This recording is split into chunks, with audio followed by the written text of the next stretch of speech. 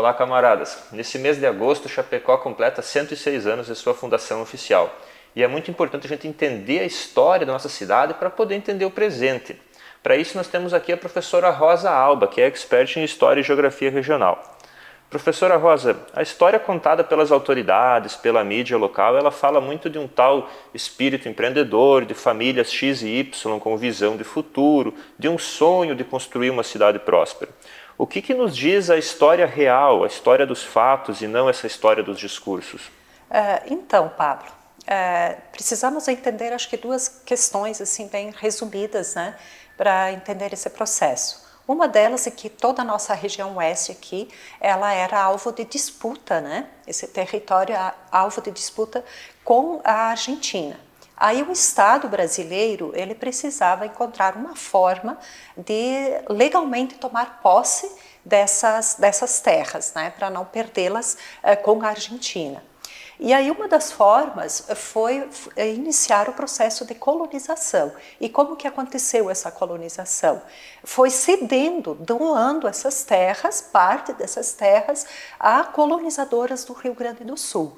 Estas, por sua vez, trouxeram os colonos, né, do Rio Grande do Sul, descendentes de imigrantes italianos e alemães, e que compraram essas terras e aqui foram se estabelecendo. Um outro elemento importante também nesse processo é a questão que essas famílias, essas colonizadoras, essas pessoas estiveram sempre muito próximas ao Estado. O Estado ele foi um grande fomentador desse desenvolvimento e desses empresários, enfim.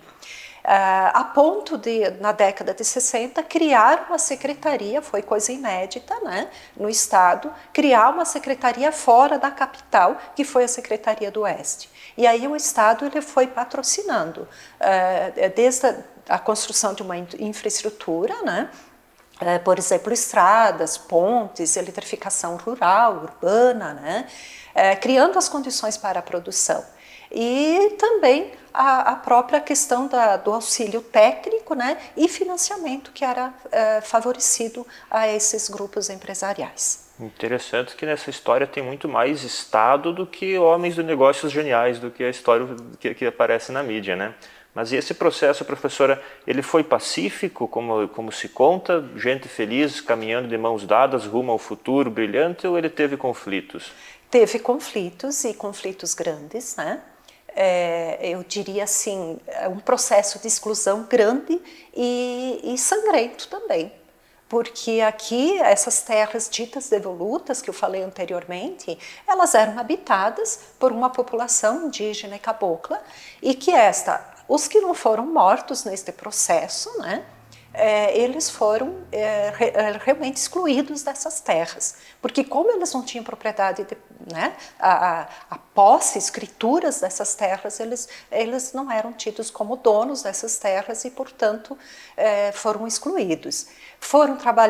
Serviram de mão de obra barata e excluídos. Muitos viraram andarilhos, muitos foram deslocados para as barrancas dos rios, em terras mais inóspitas e tudo mais. E um outro processo de exclusão interessante também foi quando as agroindústrias começaram a se estruturar enquanto um setor do agronegócio realmente. Aí os pequenos agricultores dos anos 80, que não conseguiram se adequar a esse novo momento, eles também foram excluídos de suas terras. Muitos perderam suas terras por não conseguir pagar financiamentos, enfim, por não ter a quantidade para poder fazer as adequações das suas propriedades ao sistema agroindustrial. Muito obrigado, professora, por esse aperitivo. E quem quiser saber mais sobre essa história, sobre a história real, nesse sábado, às 14 horas, no Sindicato dos Bancários, a professora Rosa vai nos dar uma aula sobre a história e desenvolvimento da cidade. Convidamos você para vir estudar com a gente pensar melhor sobre quem ganha e quem perde com essas mentiras dos ricos e seus funcionários na mídia e na prefeitura. Um abraço e até lá.